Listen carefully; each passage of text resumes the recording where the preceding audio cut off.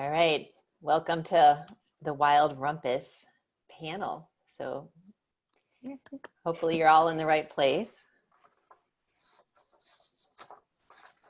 And we'll begin in just a couple minutes. I'll let a few more people in. And we're so excited to have these three amazing writers with us. All right, I see a couple more people entering and then we'll begin. I was just telling the authors that I wish we had our bookstore cats and chickens with me right now because they are just pure entertainment. And they would fill the screen with all sorts of fun noise and activities. All right, should we begin? All right, can I have my authors wave so everybody knows where you are? Thank you for being here. So welcome to Wild Rumpus. We're so happy that you can join us here virtually, along with three talented and wonderful Latinx authors, Reina Luz Alegre, Rebecca Balcarcel, Anika Fajardo, all members of the author collective Las Musas.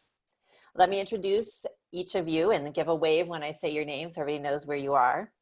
Reina Luz Alegre lives in Miami area with her family. She's dreamed of becoming an author since the second grade and grew up to work on various other professional dreams, including as a freelance journalist and lawyer, before debuting her first novel, The Dream Weaver, a Junior Library Guild selection.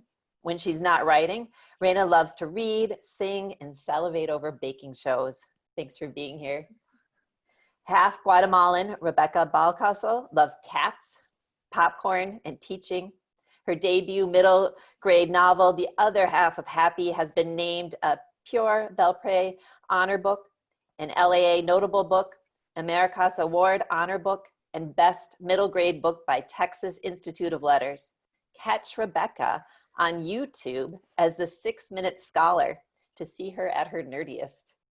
Or find her at rebeccabalcarcel.com. And all of that's on our website too.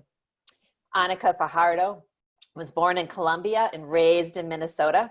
Her book about that experience, Magical Realism for Non-Believers, a memoir of finding family, was a finalist for the Minnesota Book Awards, a wonderful book. A writer, editor, and teacher, she lives in the very literary city of Minneapolis and not far from Wild Rumpus. And not far from Lake Harriet, where her new book, What If a Fish, takes place. It's her first middle grade novel. So we can give them all a wave. Thanks for being here.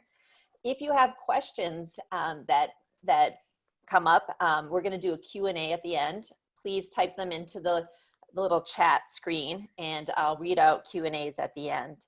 So we're gonna have 3 rounds. The first round, each author is gonna talk a bit about their book, read a short passage, and we're going to start with Anika. So here we go. Thanks for being here, everybody. Thank you so much, Karlyn. Karlyn and I know each other from a long time ago, so this is great. And I am local to Wild Rumpus, and I'm so excited to be part of this panel. And I wish we could be there in person with the chickens and the cats and everybody else.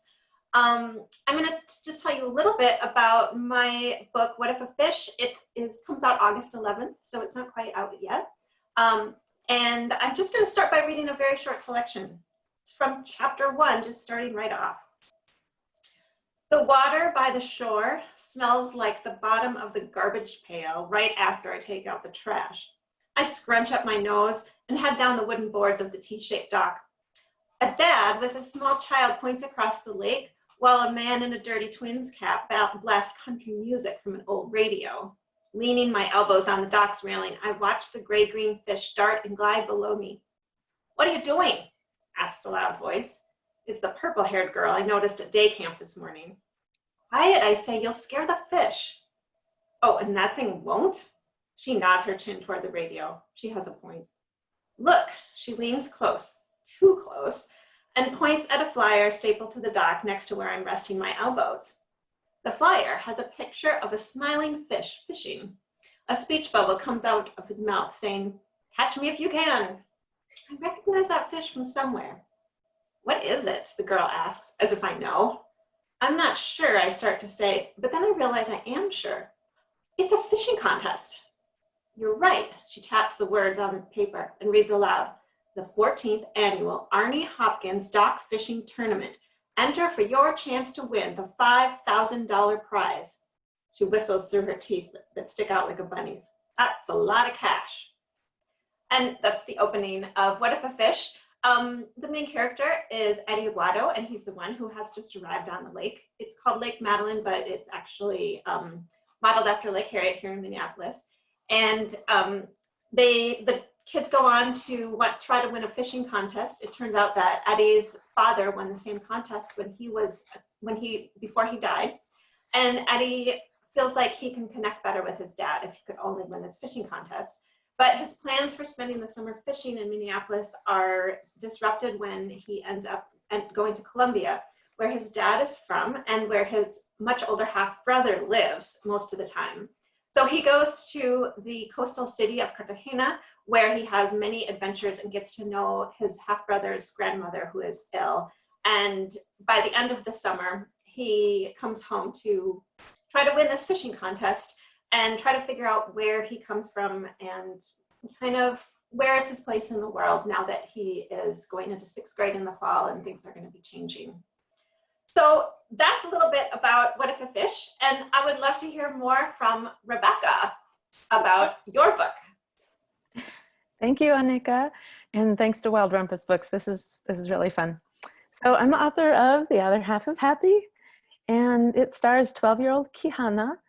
She's named after Don Quixote, the Spanish literature character, which is terribly embarrassing because he's just Spain's most famous loser.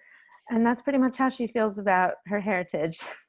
Her father's from Guatemala, and she's really very busy being Americanized. So the book definitely deals with her struggle with identity. And in fact, the passage I'm going to read speaks to that. So I'll jump in. She's just been, she started 7th grade. This is her first day at a new school, and she's at lunch, and some Spanish-speaking students have come by, and they expect her to speak Spanish because her name is Quijana Carrillo.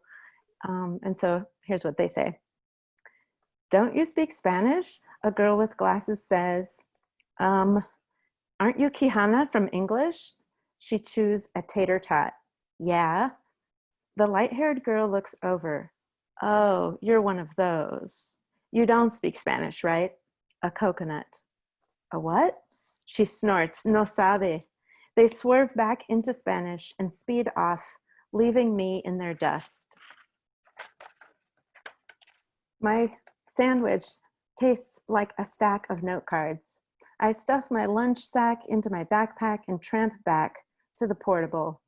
It's locked, so I sit on the wooden steps. I'm gonna have to make a friend in this class unless I want to be a lone grape forever instead of part of the bunches. I pull out my phone and turn it on, which is not allowed, but I'm not technically in the school building or even in the portable, so maybe it's okay. Still, I type quickly. I tilt the screen into the shade to read coconut, slang term for a Latino who acts white. This isn't me. My mom is white. I drop my phone in my backpack and look out across the field. What does act white mean anyway? How would I act half Latina? I twist and untwist the top loop on my backpack. Being a little kid was easier than this. I wasn't half anything.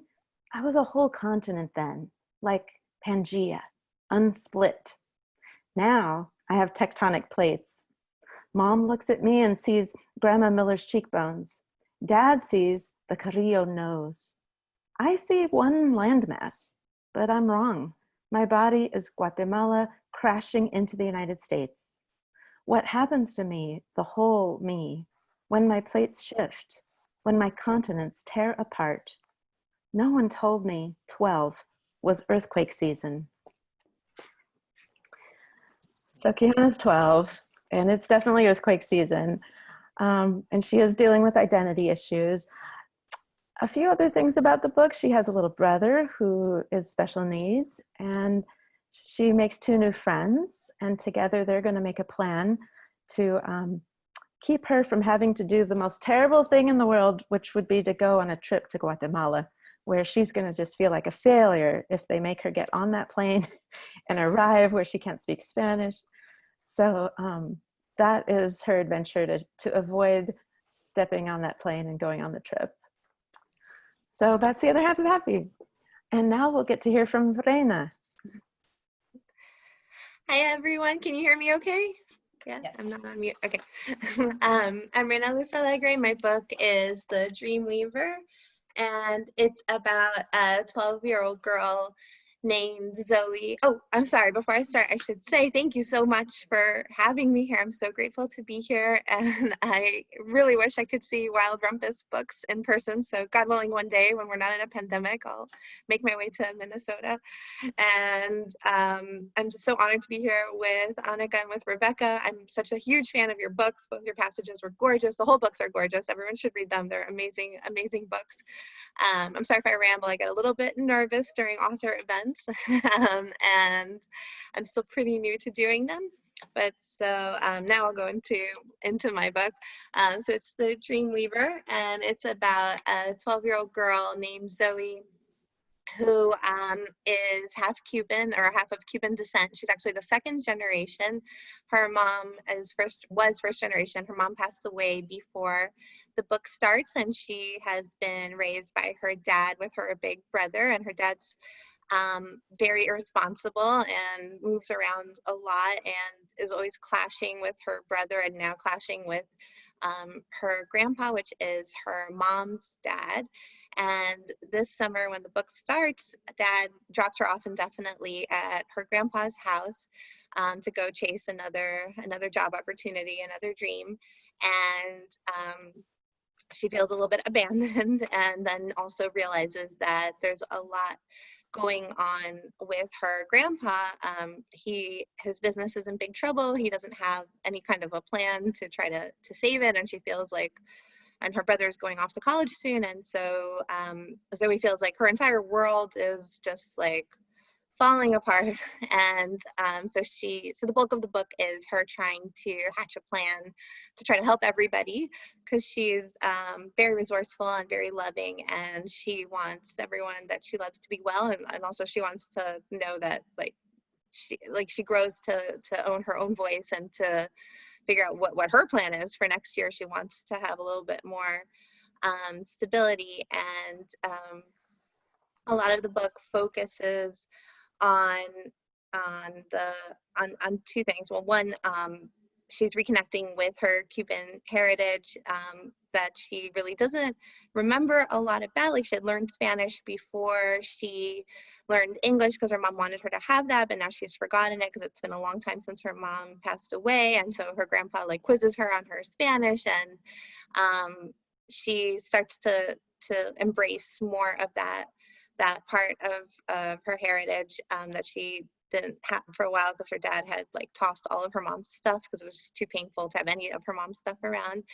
But then also dreaming, this concept of dreaming, and that's in the title, and that is like a major theme in the book, where what are your dreams?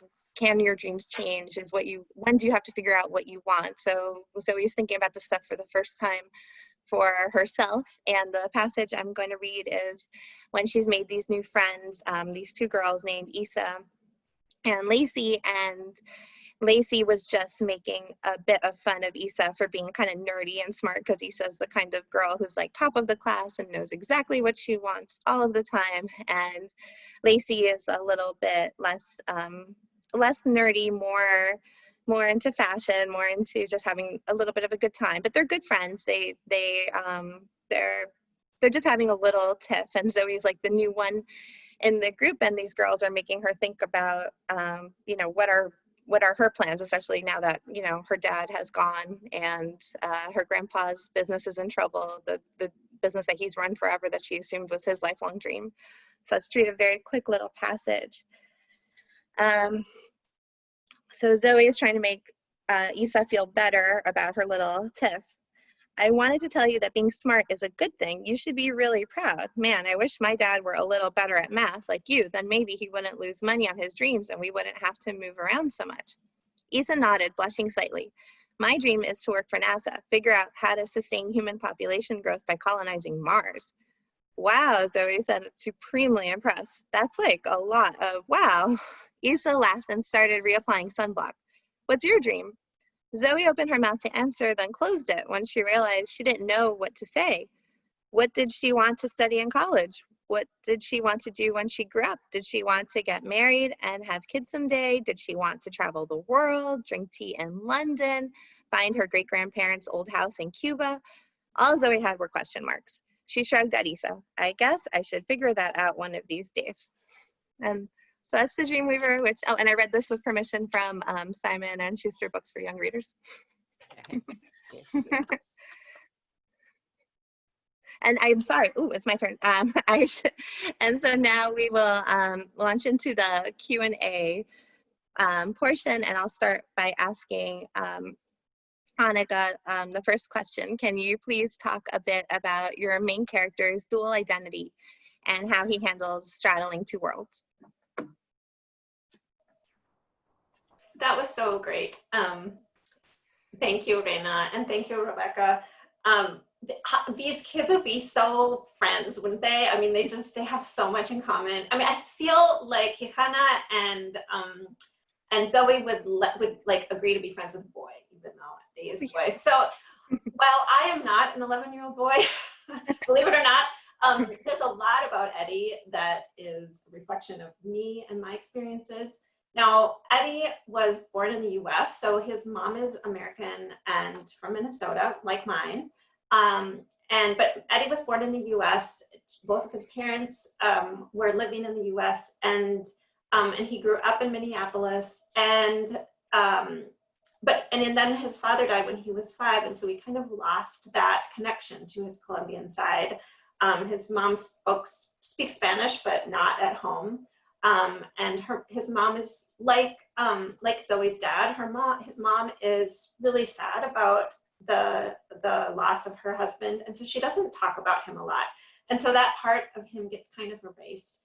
And so I think that he doesn't really understand that something is missing, much like Quijana, who doesn't really know that there's this thing out there that she's supposed to be. So he doesn't really understand that there's something missing until he starts to get bullied a little bit for not being like 100% white. And he also, going to Colombia, makes him realize that he, of course, doesn't really fit in there either. He also doesn't speak Spanish. He doesn't understand, the new foods and the new way of doing things. And the grandmother speaks some English, but not very well. And so he kind of starts figuring maybe if he could understand the Colombian side better, he would also understand his dad better. And I think that many of us that have these two identities and two places that we are, it's common to not feel quite fitting in either place. And so that's kind of what Eddie is struggling with too. And I think it's not just his identity, but it's also, for all of us, it's also about who our family is and how do we fit into middle school, for example, and how do we fit in with the new neighborhood kids, because he makes this new friend who has purple hair and she's a girl and his best friend has moved away. So it's a lot of kind of figuring out who you are no matter what kind of background you come from. And I feel for Eddie's story, and that is how kind of I got started on the story. Rebecca, let's hear about Quijana. Okay. Yeah, I agree with you, Anika, that these characters, they all have this bicultural element, and it's really cool to discover that. I hear a lot of what you're saying about Eddie. Like, I think about a bicultural kid being both a bridge between the two cultures, but also an island, like by themselves, not fitting in either place, like you just mentioned. And actually, I didn't come up with that bridge as an island. I have to give credit to another Las Musas member, Isme, who has also a book coming out soon. But the bridges and islands thing, I think about Quijana in a couple of key scenes. Probably the most poignant one comes from my real life. She cannot speak to her abuelos, her grandparents. her, in particular, her grandmother, who's alive, her abuela, calls her on the phone, and there's, especially on the phone, there's really no way for them to know each other that way. And in my real life, my abuelos flew, and I had both grandfather and grandmother alive at that time, and they flew to Texas, and I found out, standing in our living room, that I wasn't able to fully talk to them. I mean, I knew how to count to 10 in Spanish, and I knew some children's songs in Spanish. That wasn't enough to get to know, if my abuelo made a joke, I was not going to understand. So those kinds of moments are hard for the bicultural kid. The language can be a big barrier. On the other hand, being white or being seen as white, passing for white, can also feel kind of weird. In the book, Quijana is at the bus stop, and some new boys come to the bus stop, and people assume they're Mexican, because they're darker skinned, and someone makes a slur, like an insult about them being Mexican, and Quijana is thinking, oh gosh, should I say something? Should I stand up for them? But it's obvious that the mean boy has included her with the in group, and who wants to call themselves out and say, no, I don't belong, I'm part of the shunned group right now? No. So she is not brave, and she does not stand up for them. She feels guilty, but she lets it go, and later she makes this right, by the way. But that kind of experience is something that happens when people make an assumption about you, like she came across as white at that moment. On the other hand, when the passage I read, where the girls at school, she's coming across as Latina, like, why don't you speak Spanish? Oh, you're a coconut. This assumption that because her name is something, that therefore all these things must be true about her. It's hard to deal with people's perceptions of you, and navigating, like, who am I and who do they think I am?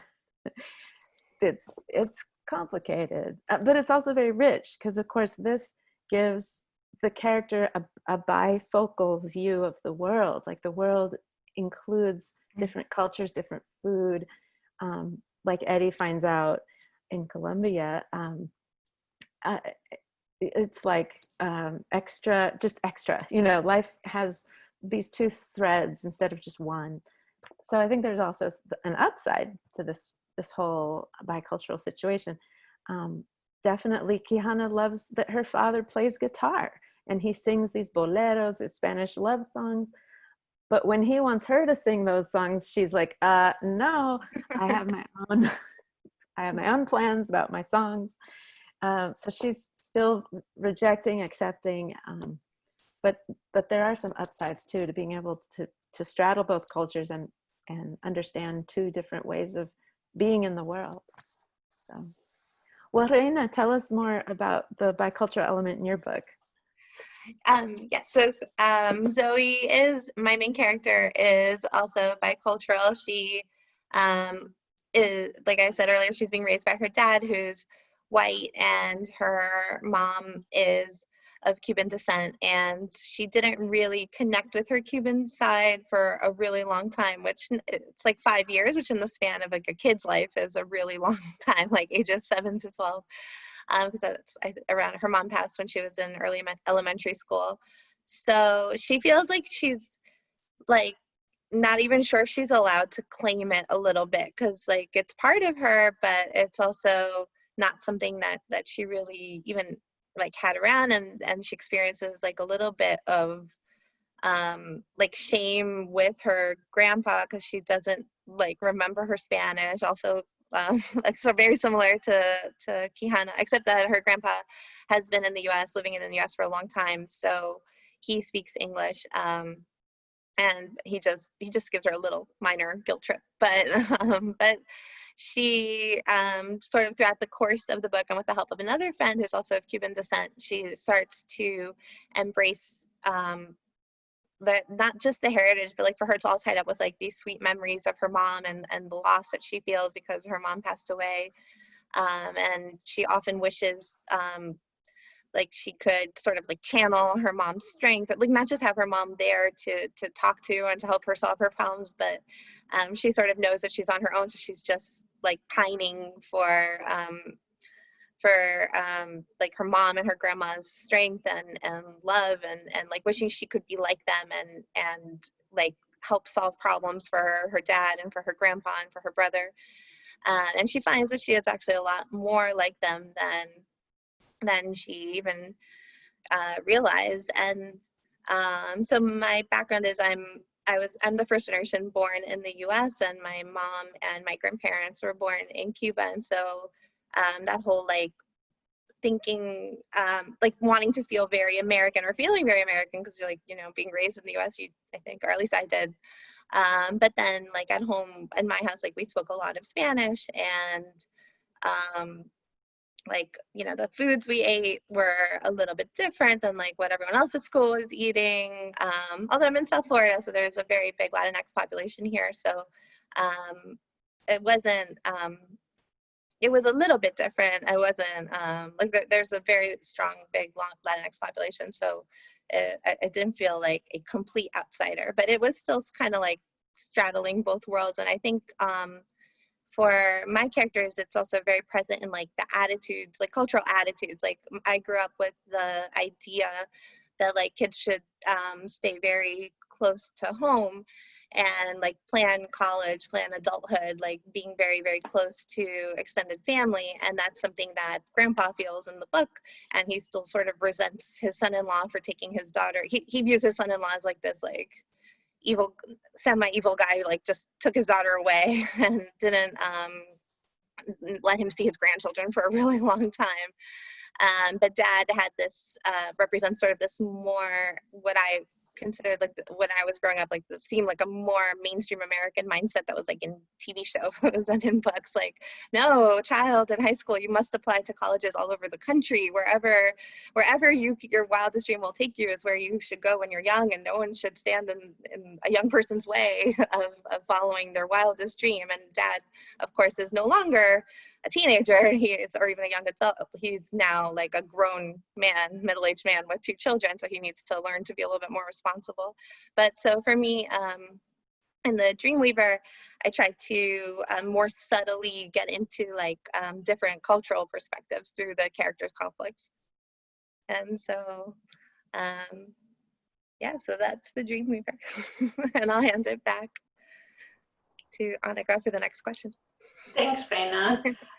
So we had talked about also talking a little bit about where we got our ideas for our books. And so I'll just start out. There's kind of 2 things that happened that got me started on this book.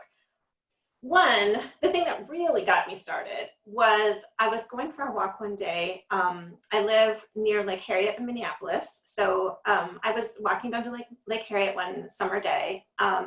And if you live in Minneapolis, you will know where 47th Street hits the lake, and there's a fishing dock there. And I was walking near that dock, and I saw this young man pull the most gigantic fish out of the water that I'd ever seen. Like, first of all, you know, like I didn't think about people fishing in this lake that's in the middle of the city. I mean, I'd seen them fishing, but I didn't really think like they actually got fish. But this fish, I mean, like, I can't, like, it doesn't even fit on the screen. It was so big. And then I saw the fish bite this guy. Like, he is bleeding. And there's like red blood, like gushing. And I was also like, fish that live in Minnesota that can bite you and like cause blood. I had no idea. And so I just got started thinking after I, left that, I, walked home, and I was like, who is this guy? What is this fish? What is going to happen to this fish? Like, is he going to break it home and fillet it and eat fish for the whole winter? Or like, is he just going to put it back? Like, if it had bit me, I would be super mad, and I would probably like put it back, because who wants to keep that fish around? So it just really, it seemed like the most surreal thing to happen in this really normal, Midwestern lake. And so it just kind of got my imagination going. And at the same time, so I had this kind of idea of the fish, and this kind of strange happening in a place where I live that seems like a really normal place. And at the same time, I started thinking about my own family. I have a half brother who is about the same age as me, and he and my dad and my uncle and my cousin all have the same first name. And for some reason, I started thinking, it occurred to me that if I had been born a boy, I would have the same name as my half brother. We didn't grow up together, and so we would have been these two people with these same names and same kind of background. And I started thinking, like, what would that do? What would that be like to have somebody with your same name that's related to you, like almost like the closest you can be, right? A sibling. And so I started playing around with that idea, and those two pieces started coming together. And so Eddie in What If a Fish has his much older half brother is also named Eddie. One is Edward and one is Eduardo. And they're kind of these mirrors of different ways that life could happen. So Big Eddie, as he's called, the older one, grew up in Colombia, and grew up with his grandmother. He comes to the US just to visit he did come to the US to visit his father regularly. So he was, kind of got to know the US, but he's not a citizen. He wants to go to college there, but he's got to figure out how to do the immigration and how to do the visas and all that. And then we have Eddie, the little Eddie, the 11-year-old, who has grown up in the US, but he's still half Colombian. Like, he can't escape that. And so there's kind of these two sides of this coin that go back and forth. And so I just kept thinking, like, what if? And so that's kind of also where the idea for the title came from. So anyone with anxiety or worries knows this idea of, like, what if, and how they can kind of fill up. So I think, like, what ifs can be really scary and really, like, you can think of a lot of bad things. And I started realizing, like, with writing this book, like, oh, what if also can be really cool. Like, what if a fish starts talking to you when you're in Colombia? Or what if a hat turns into a bucket of leeches? Like, there's all these opportunities for things to happen. So it was partly based on this real experience in Minneapolis. So the book goes back to this lake a couple times, and then also this imagining. So how about Rebecca?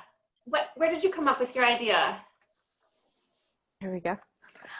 Well, Quijana is very similar to me. This is a pretty autobiographical book.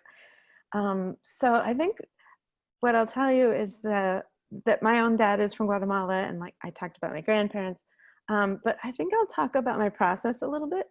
I wrote a poem, and actually I've written a lot of poems. I was trained as a poet, and I have a whole degree in poetry, and I never thought I would write a novel at all.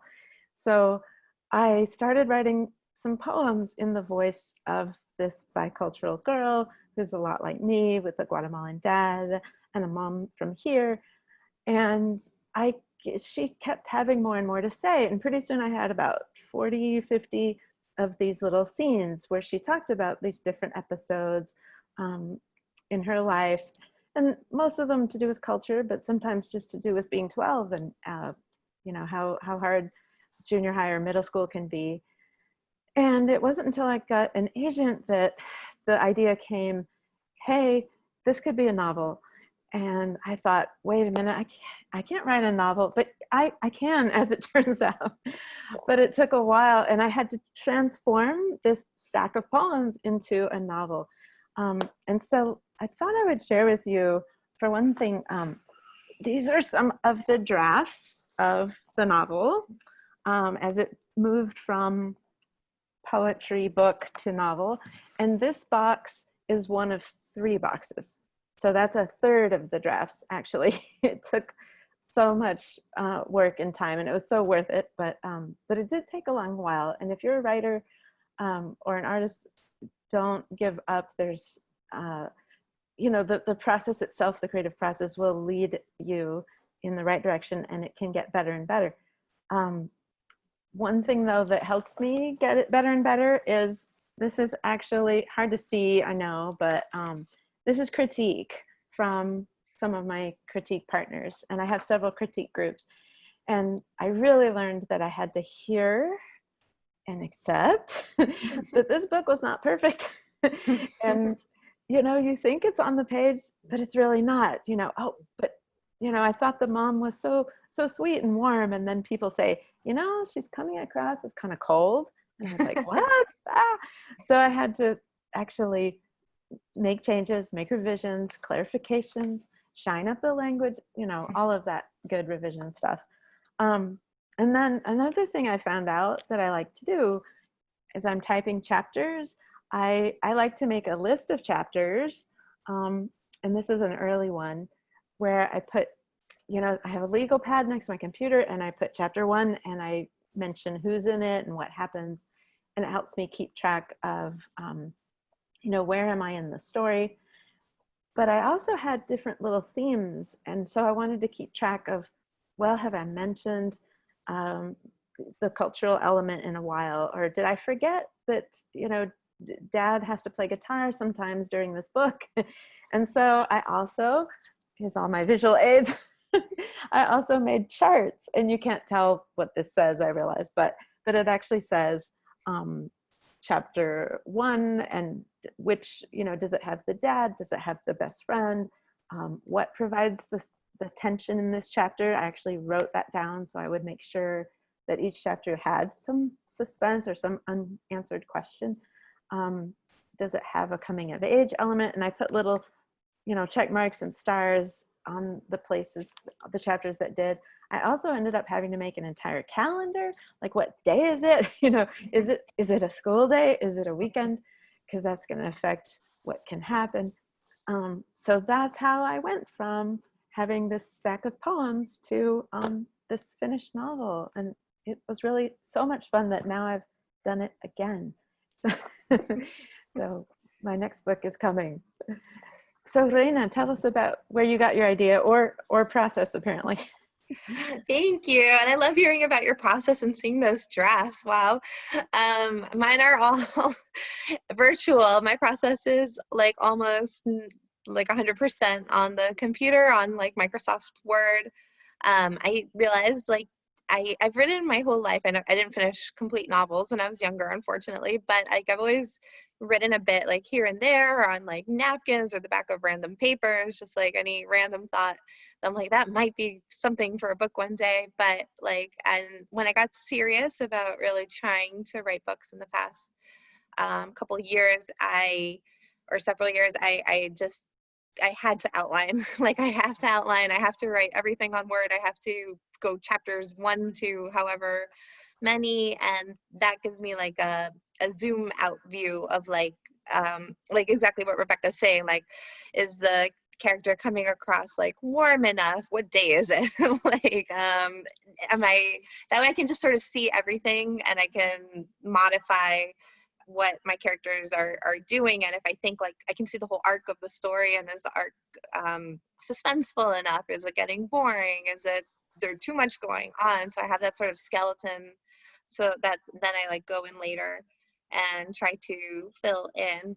And for the Dreamweaver, so I would say that the first place I started was with the outline and the characters and the relationships, and that's sort of aside from outlining for plot purposes, in terms of the softer sort of like, as a writer, you sort of are just sometimes thinking about writing, and like that counts, I think, even if you're like in a place where you can't write anything down, or you're in traffic or wherever.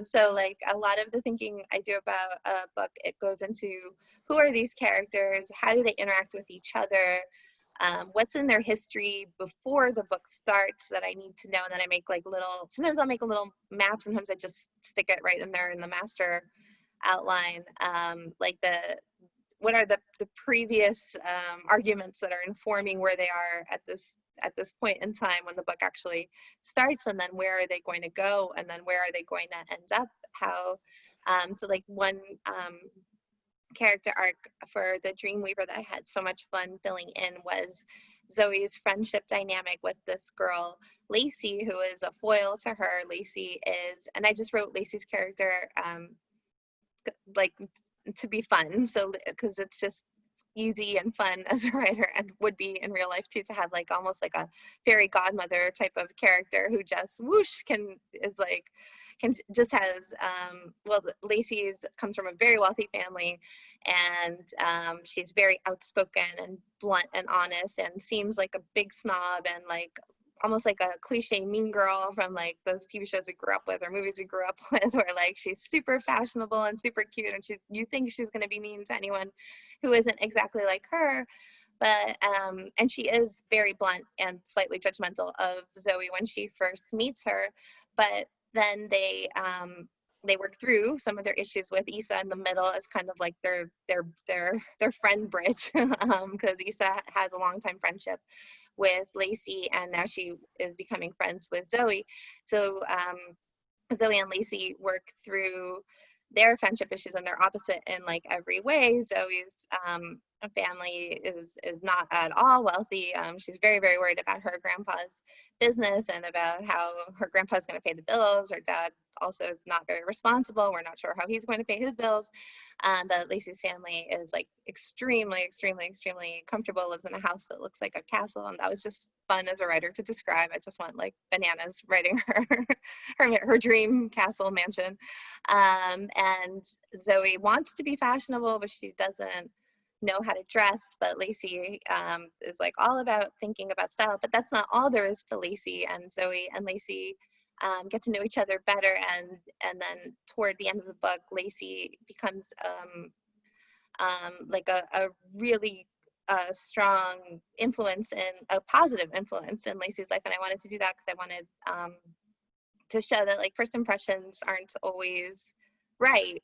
And so at first Zoey really was put off by Lacey, but it turns out that Lacey's actually, like, even though she is so brutally honest and too judgmental and too honest in her opinions, but she actually does mean well, and she's actually not she's actually a very loyal friend, and she doesn't think that like how you look is the most important thing in the world. She's just happens to also be conscious of it and wants everyone to feel their best and look their best, but that's not all there is to her. She's very she actually turns out to be, or I tried to make her a very substantive character.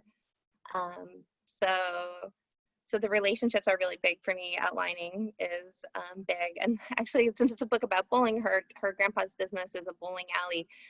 I mapped out the championship scene game like very carefully and tried to make sure that like the scoring would make sense, and that like I had all the characters like bowling in the right order that they would be if they were in a real tournament. So so outlining, research, tables, graphs, I'm all for it. I love that system. Now I will. I can't hear you. We can't hear you, Karlyn. Oh, there we go. I muted myself. Wonderful characters. And just a reminder that these books, you can buy them in a bundle and there's 15% off. And the characters are so amazing. And I do want to read all three of them. And now that you've spoken about them, and I would love to see them all in the same room together too. So this is wonderful to have the three of you talk about your characters and see these amazing connections. And we have some wonderful questions. And so I'm going to read a couple of these, and go ahead if take a minute if you have a Q&A. So many wonderful things. And thank you for showing us your process and your draft. So much work goes into these novels, and to complete them, bravo to all of you. To complete a novel is a huge, huge thing. So let me just find, there's some really good questions here. Here's one. It says, first off, let me say I totally relate to that passage about being a coconut because I don't speak English and married into a Polish last name. I feel like I always have to defend or prove who I am because of that. And so that leads me to my question. Lately, I've seen a debate between those that feel that authors should not translate if they sprinkle native language throughout a book, and those that think it is more relatable if they do. What is your take on that?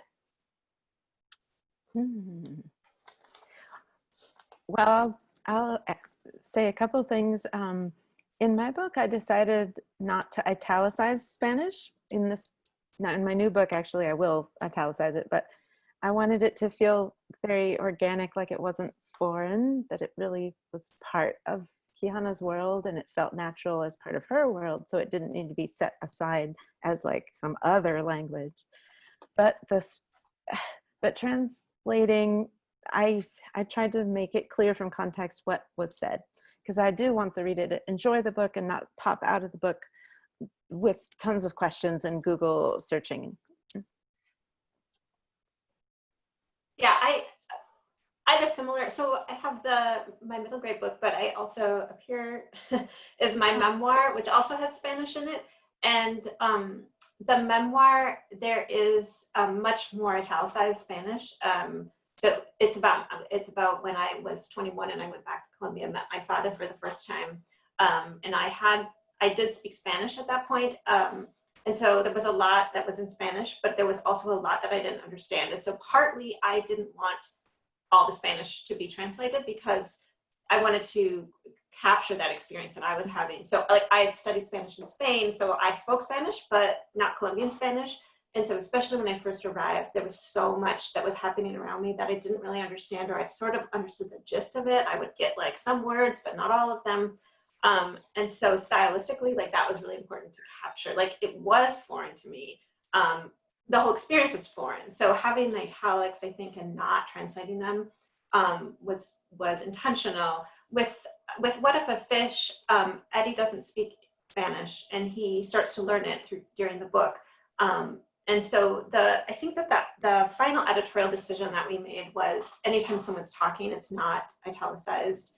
And mostly it's short words where if you don't understand them, you're fine. You can still understand the gist of everything. I think that part of it comes down to what you feel as an author, what you feel comfortable with your audience not understanding or understanding.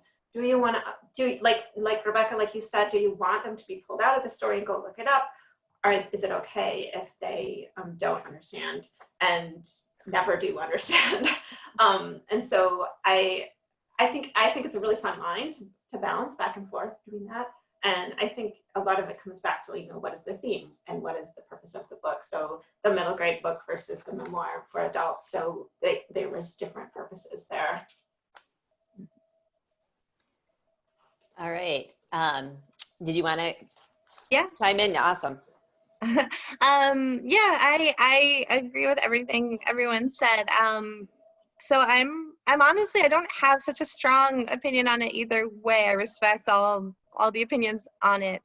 For the Dreamweaver, we decided to italicize the Spanish, and also I tried to work in at least like a rough translation or just provide a lot of context just to make it as like I think with really good context and without italicizing you can still understand, and definitely when there's like an express purpose, like you want the audience to feel confused like the narrator or like the character, but like in general, if I don't know, I prefer to just make it as like easy, me personally, although I'm totally okay as a reader with anything that any author chooses, but I like to make it as like easy to understand as possible. So like I'll put the context and then maybe even make the character repeat himself, which also maybe only worked in the Dreamweaver because the character who spoke the most Spanish is the grandpa, and that was like part of his personality too, is that he tended to repeat himself and like say things multiple times, like remind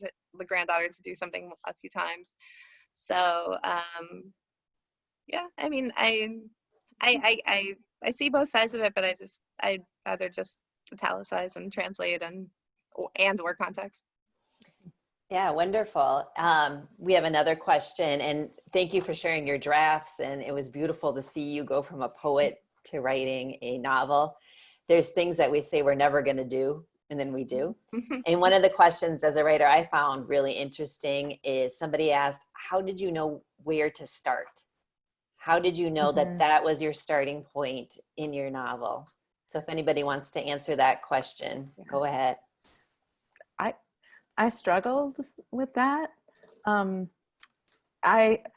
For a long time, I had something as a first chapter, and then I realized, no, that's not the first chapter. Okay, I write another first. I wrote about 4 or 5 first chapters, but finally I realized I needed to start the day that Quijana's family learned that the Latino relatives were moving to town. And so because they were moving to town, they had been in Chicago, but now they're going to live in Quijana's town in Texas. Therefore, Dad, who had been relatively chill about the whole Guatemala thing before, is launching into this like, hey, we've got to Spanishize the whole house. We need to put up paintings of Lake Atitlan, which is a famous lake in Guatemala. And hey, how come you don't speak Spanish? Like, it's just occurring to him now. Like, hey, you know, my brother's kids are bilingual, but Quijana's not. I've dropped the ball somewhere, you know. So once the family kind of wakes up to how they've dropped this cultural ball with Quijana, that's the day that we have to start the book. So. Rebecca shared her her thing. Let's see. This was my like bind. It's just a 3-ring binder, and it has all sorts of little. I made let's see. I made maps. There's the lake. They're unnecessarily detailed. This is the neighborhood in Colombia. This is the house this is one of the houses. This was all, like Reina said, you're writing when you're not writing. It was also procrastination, really. But the other thing that was in that binder was let's see if you can see. This is my timeline. I'm not an outliner, but I like Post-it notes. So it's 3 pages. And so the first thing is inciting incident. It actually says it on my piece of paper. So obviously I read you the first page of the book, and the book had to start with Eddie finding out about this fishing contest, because that's the piece. Before the book starts, he finds the medal, the 3rd place medal that his father had won. And so that makes him start wondering about his dad, but it's actually finding out about the contest that's actually going to happen right now, this summer in Minneapolis, that gets him moving. He and his mom have just moved to a duplex after living in an apartment for his whole life. And so that's also a big change. And then his best friend has just moved away. And so there's kind of all these different pieces that are coming together, but ultimately it's that fishing contest that I decided that's the thing that's gonna be the arc throughout the whole book. So I'm gonna enter this fishing contest. End of the book is the fishing contest. So that's how I decided where it was gonna start. That's so cool. I like seeing your Post-it notes, and I'm wishing that I had more visual aids, but I just do everything on Microsoft Word. Like I need that ability to like copy paste and like make chapter 8 chapter 1 or like move some, just like move huge chunks of text from here to there.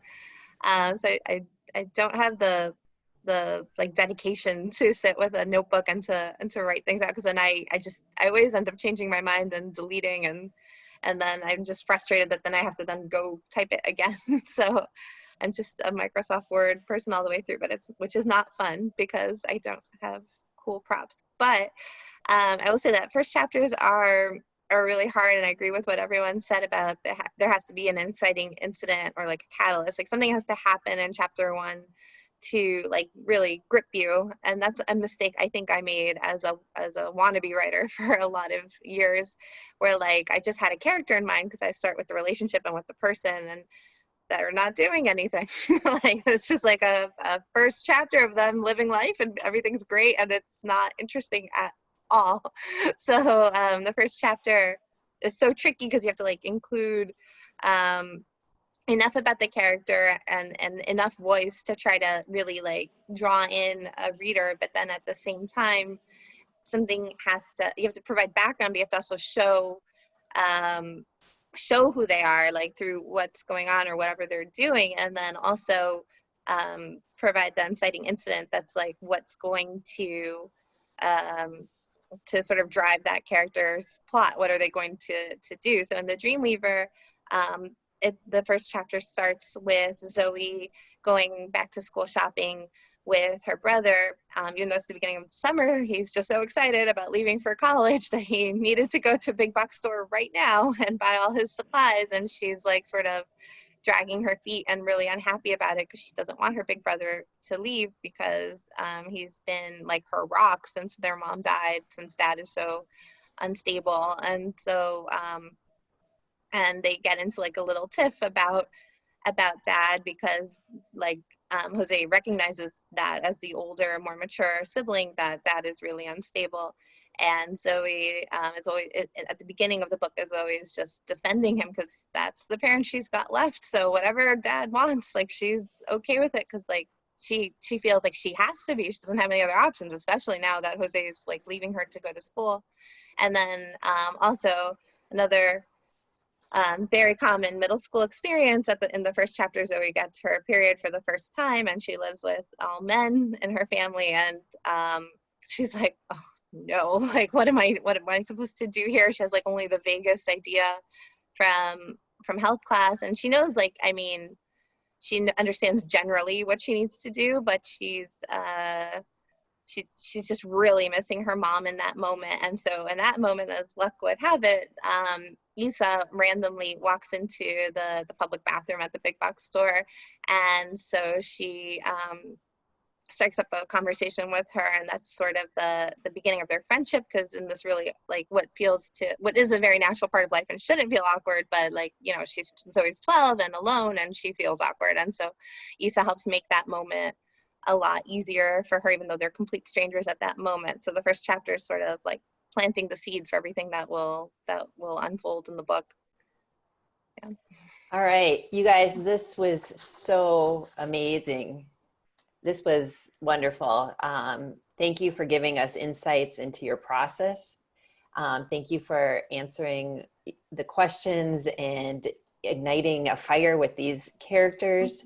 Thank you for creating these books and adding your voices. And I know there's a lot of teachers out there that will love to add more and more books to their collections. So thank you for having those out there. Again, you can buy all 3 of them and there's a 15% off. And kudos to all of you. Wonderful, wonderful books. And thank you, Las Musas, for supporting each other and lifting each other up. I see you all the time on Twitter, just lifting each other up and giving each other shout outs. And that's what writers need. And that's how we create a bigger and bigger audience. So thank you so much. Thank you so much, Wild Thank Rumpus. you. Thank you. This was really fun. Yeah, may I take a photo of my screen that includes some? Is that Yeah. on? How do we get me off there? But I wanted you. I want to remember Rumpus. I really wish I had Neil the chicken. Oh, Oh, if only we had. and please come visit when we are open again with the cats and the chickens, and it's so much fun. So much fun. Okay. And I just wanted to So say cool. too, with the languages, that we have bilingual story time every 4th Friday at noon. And so thank you again. Good. Thank you. Thank Thanks you. for having Thank us. you so much. Bye. Everybody. Bye. Thank you for coming. Thank you.